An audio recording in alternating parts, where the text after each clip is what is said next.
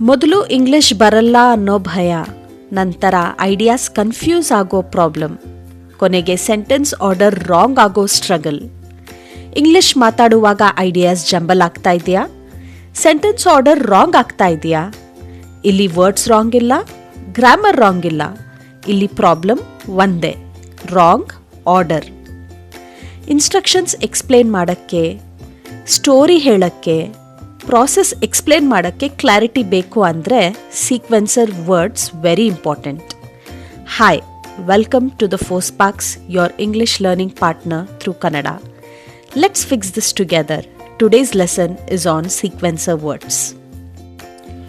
What are sequencer words?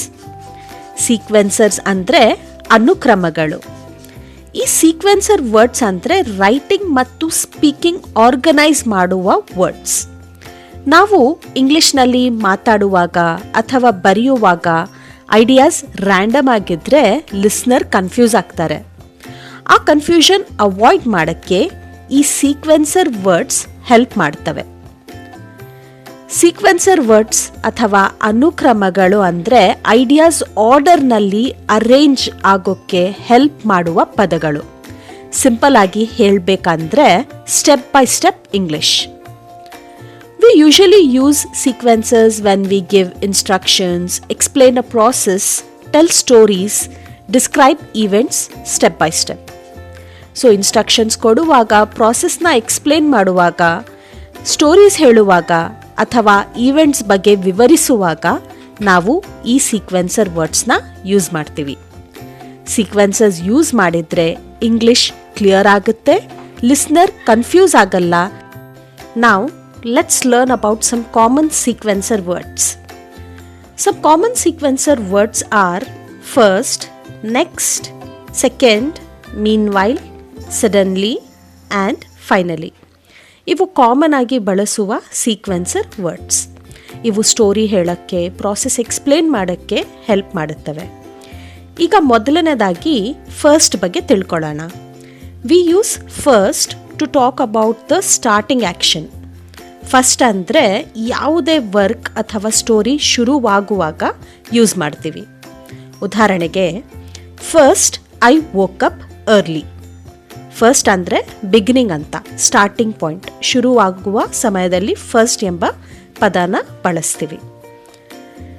Next ಎಂಬ ಪದ ಹೇಗೆ ಯೂಸ್ ಮಾಡ್ತೀವಿ ಅಂದರೆ, we use next to talk about what happens after first.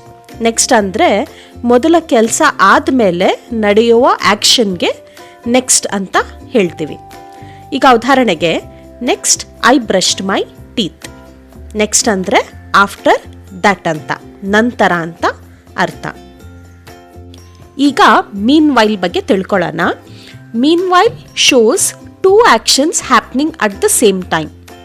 Mean while ಅಂದರೆ ಅದೇ ಸಮಯದಲ್ಲಿ ಒಂದೇ ಸಮಯಕ್ಕೆ ಎರಡು ಕೆಲಸಗಳು ನಡೆಯೋದು. ಉದಾಹರಣೆಗೆ, mother went shopping, meanwhile I clean the house. ಅಮ್ಮ ಶಾಪಿಂಗ್ಗೆ ಹೋದಾಗ ಅದೇ ಸಮಯದಲ್ಲಿ ನಾನು ಮನೆ ಕ್ಲೀನ್ ಮಾಡಿದೆ. ಸೊ ಮೀನ್ ವೈಲ್ ಅಂದರೆ ಸೇಮ್ ಟೈಮ್ ಆ್ಯಕ್ಷನ್ ಅಂತ ಅರ್ಥ. Next is suddenly. Suddenly shows an unexpected event. Suddenly ಅಂದರೆ ಅಚಾನಕ್, ಇದ್ದಕ್ಕಿದ್ದಂತೆ, ಎಕ್ಸ್ಪೆಕ್ಟ್ ಮಾಡದೆ ಏನಾದರೂ ಆಗಿದ್ದರೆ. ಉದಾಹರಣೆಗೆ, ಸಡನ್ಲಿ ಇಟ್ ಸ್ಟಾರ್ಟೆಡ್ ರೇನಿಂಗ್. ಯಾವ ವಾರ್ನಿಂಗ್ ಇಲ್ಲದೆ ಅಚಾನಕ್ಕಾಗಿ ಇದ್ದಕ್ಕಿದ್ದಂತೆ ಮಳೆ ಶುರು ಆಯಿತು.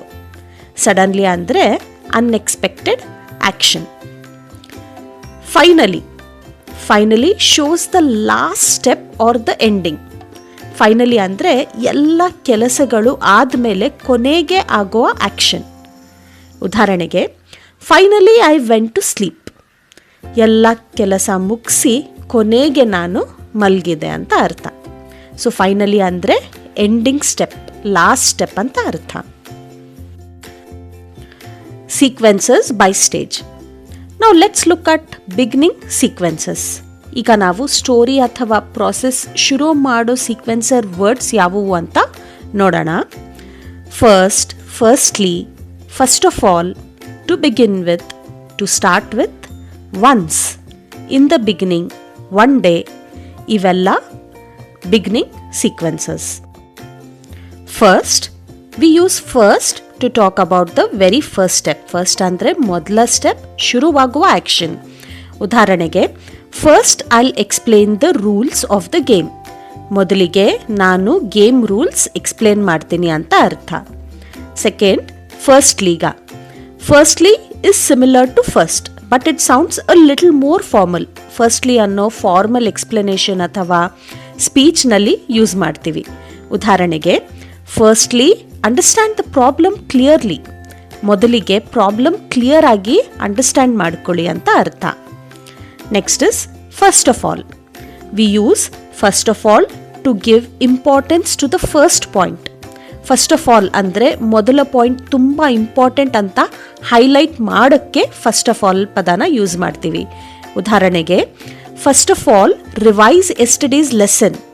ಮೊದಲು ನೆನ್ನೆ ಲೆಸನ್ ರಿವೈಸ್ ಮಾಡಿ ಅಂತ ಅರ್ಥ. Next is to begin with. We use to begin with to start an explanation politely.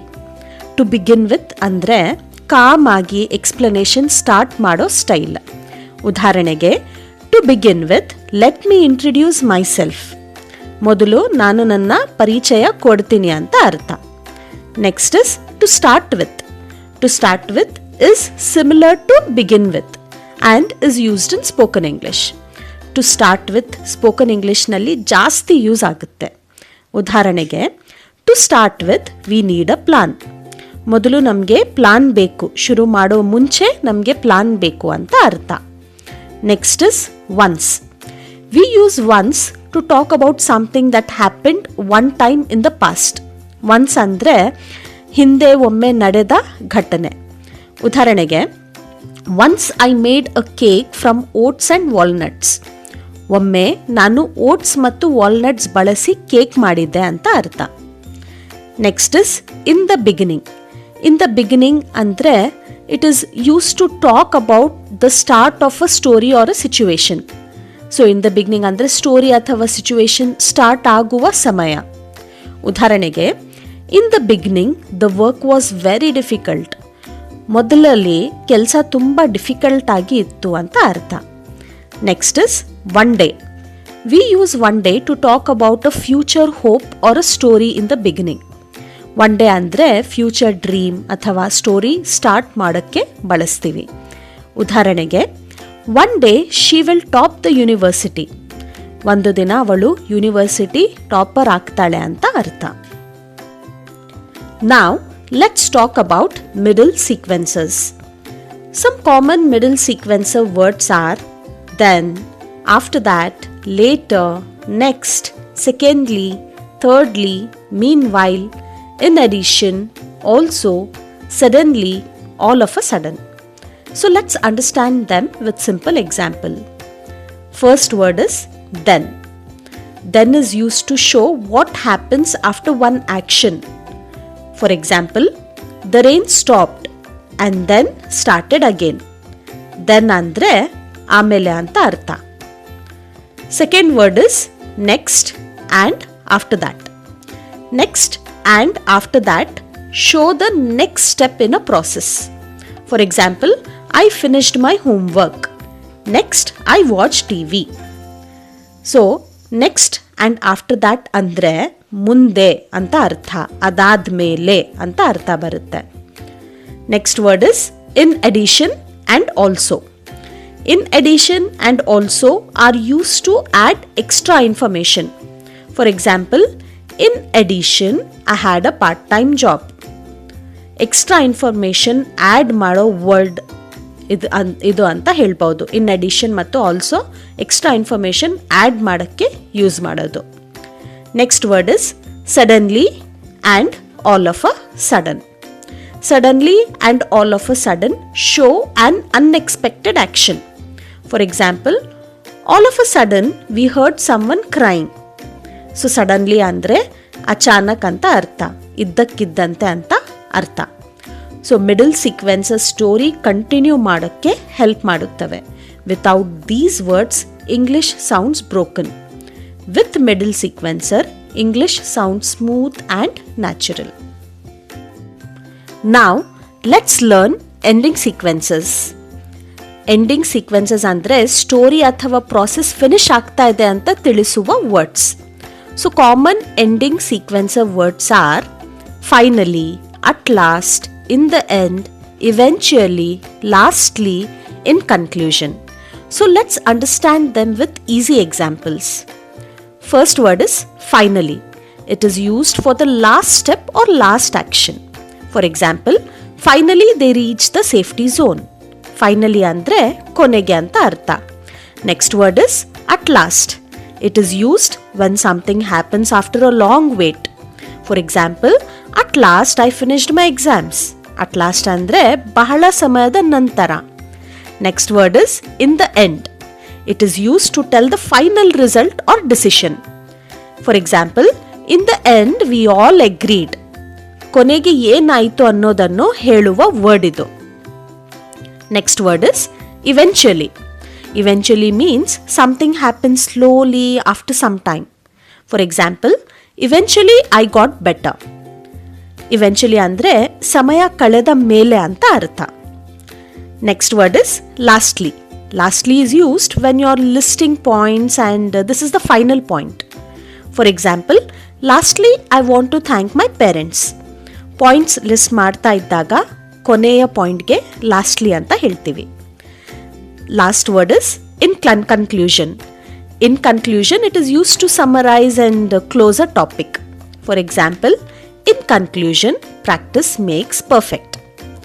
Summary ಹೇಳುವ ವರ್ಡ್ಗೆ ಇನ್ ಕನ್ಕ್ಲೂಷನ್ ಅಂತ ಹೇಳ್ತೀವಿ. Now, let's understand sequencer words with a simple process example. Our example is making an omelette. ಈಗ carefully ಇದನ್ನ ಕೇಳಿ. First I break the eggs. First ಅಂದ್ರೆ ಮೊದಲಿಗೆ. Next I heat butter in a pan. Next ಅಂದ್ರೆ ಮುಂದೆ ಅಥವಾ ನಂತರ ಅಂತ. Then I add the eggs. Then ಅಂದ್ರೆ ಆಮೇಲೆ. Finally I eat the omelette with toast. Finally ಅಂದ್ರೆ ಕೊನೆಗೆ. Did you notice something? Each step is clear because we used sequencer words. Without sequencers, steps confuse ಆಗುತ್ತೆ. With sequencers, English sounds clean, clear and organized.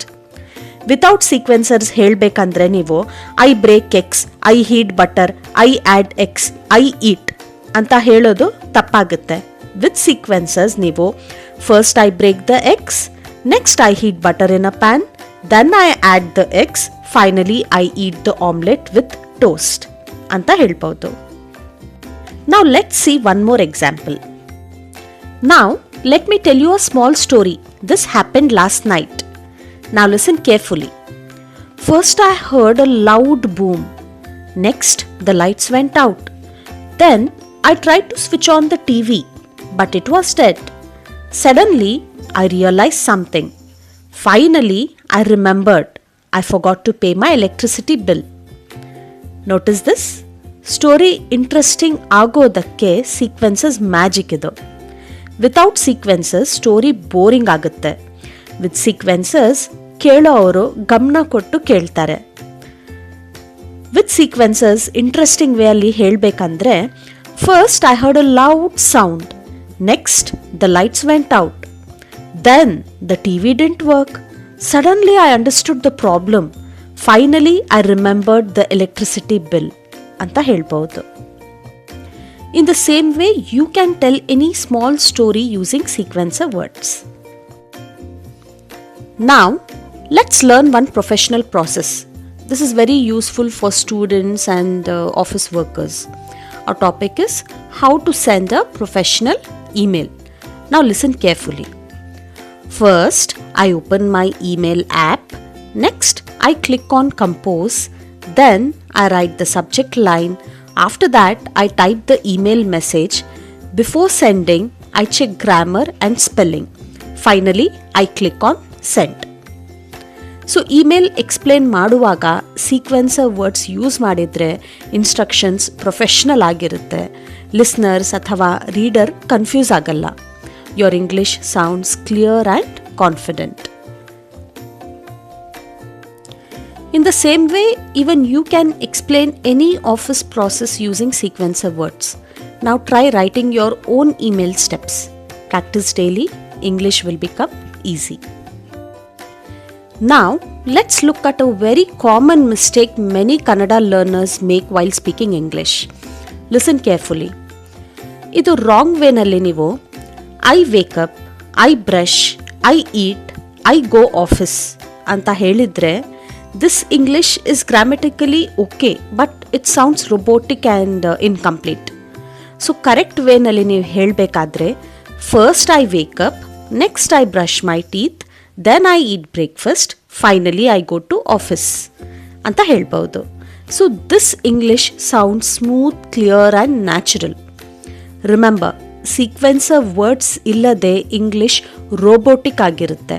Sequencer words use ಮಾಡಿದರೆ your English becomes organised and confident.